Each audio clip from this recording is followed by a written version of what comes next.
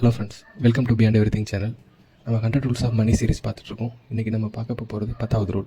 இன்றைக்கி நம்ம பார்க்க போகிற ரூல் எதுக்காக யூஸ் பண்ணுறோன்னா, எஸ்ஐபியில் நம்ம இன்வெஸ்ட் பண்ணுற மணி வந்துட்டு எப்போ 1 crore அச்சீவ் பண்ண முடியும்னு சொல்லிட்டு தெரிஞ்சுக்கிறதுக்காக யூஸ் பண்ணுற ரூல் தான் இந்த ரூல்.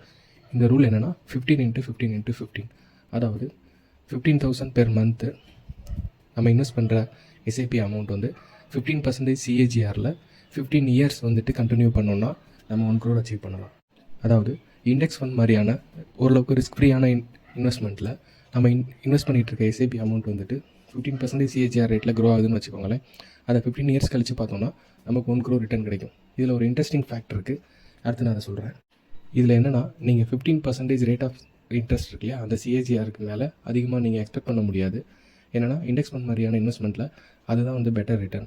ஆக்டிவ் ஃபண்ட்ஸ் போனீங்கன்னா உங்களுக்கு வந்துட்டு பார்த்திங்கன்னா எக்ஸ்பென்ஸ் ரேஷியோ, எக்ஸிட் லோடுன்னு சொல்லிட்டு நிறைய வந்துட்டு சார்ஜஸ்லேயே உங்களுடைய மணி வந்து வேஸ்ட் ஆகிடும். ஸோ நம்ம இண்டெக்ஸ் ஃபண்டில் 15% வரதை நம்ம சேஃபஸ்ட் இன்வெஸ்ட்மெண்ட்டாக கன்சிடர் பண்ணிவிட்டு அதுக்கான ரூல்லே 15% கன்சிடர் பண்ணியிருக்கோம்.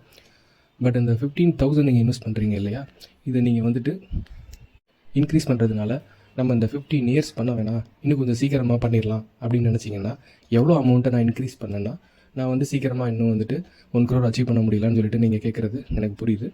ஸோ நீங்கள் என்ன நினைக்கிறீங்க, 15,000லேருந்து 30,000 போனோன்னா நம்ம வந்துட்டு ஹாஃப் ஆஃப் த இயர்ஸை கம்மி பண்ணிடலாம், ஸோ 7 இயர்ஸில் நம்ம வந்துட்டு 1 crore அச்சீவ் பண்ணலாம்னு நினைக்கிறீங்களா? நிச்சயமாக இல்லை. நான் உங்களுக்கு அடுத்து எக்ஸ்பிளைன் பண்ண போகிறது நிச்சயமாக வந்து உங்களுக்கு வந்துட்டு ஆச்சரியத்தை கொடுக்கும். ஒருவேளை நீங்கள் வந்துட்டு 30,000 பண்ணியிருந்தீங்கன்னா ஹாஃப் ஆஃப் த இயரில் முடிச்சிடலாம் நினச்சிங்கன்னா நீங்கள் நினைக்கிறது தப்பு.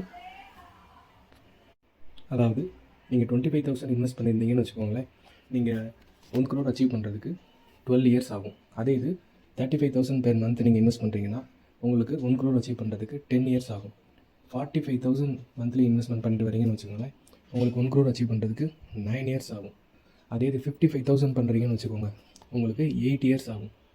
நீங்கள் 15% CAGRல உங்களுக்கு 1 crore அச்சீவ் பண்ணுறதுக்கு நீங்கள் எவ்வளோ மணி இன்வெஸ்ட் பண்ணிங்கன்னா அந்த 15 இயர்ஸ் இல்லாமல் ஹாஃப் ஆகும்னு பார்த்தீங்கன்னா அரௌண்ட் 65,000 பெர் மந்த் வந்து நீங்கள் இன்வெஸ்ட் பண்ணிங்கன்னா தான் 7 to 7.5 இயர்ஸ்க்குள்ளே உங்களுடைய மணி 1 crore ஆகும். ரொம்ப ஆச்சரியமாக இருக்குல்ல? இங்கே தான் வந்துட்டு CAGR ஒர்க் ஆகுது.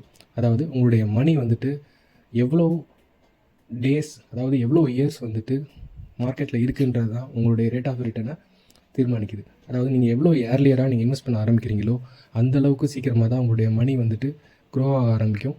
நீங்கள் லாங்கஸ்ட் ரன்வே கொடுத்தீங்கன்னா நிச்சயமாக வந்துட்டு நீங்கள் லோயர் அமௌண்ட்டில் உங்களால் வந்துட்டு பெட்டர் ஃபைனான்ஸை வந்துட்டிங்க அச்சீவ் பண்ண முடியும். ஸோ இது வரைக்கும் நீங்கள் வந்துட்டு இன்வெஸ்ட் பண்ணாமல் இருந்தீங்கன்னா சீக்கிரமாக இன்வெஸ்ட் பண்ண ஸ்டார்ட் பண்ணுங்கள். எவ்வளோ அமௌண்ட் இருந்தாலும் ஸ்டார்ட் பண்ணி இன்வெஸ்ட் பண்ண ஆரம்பிங்க. இயர்லி வந்துட்டு ஸ்டெப் எஸ்ஐபி ட்ரை பண்ணுங்கள். அது என்ன ஸ்டெப் எஸ்ஐபின்னு பார்த்தீங்கன்னா, அட்லீஸ்ட் வந்துட்டு எவ்ரி இயர் வந்துட்டு நீங்கள் இன்வெஸ்ட் பண்ணுற அமௌண்ட்டை ஒரு 10% வந்துட்டு இன்க்ரீஸ் பண்ணிட்டே போங்க. சப்போஸ் நீங்கள் வந்துட்டு 500 rupees பெர் மந்த் இன்வெஸ்ட் பண்ணுறீங்கன்னா நெக்ஸ்ட் இயர் வந்துட்டு 550 பண்ணுங்கள். அதுக்கு அடுத்த வருஷம் 600. இப்படியே ஒரு 10% இன்க்ரீஸ் பண்ணிட்டே போனீங்கன்னா உங்களுக்கு வந்துட்டு சீக்கிரமாக வந்து 1 crore அச்சீவ் பண்ண முடியும்.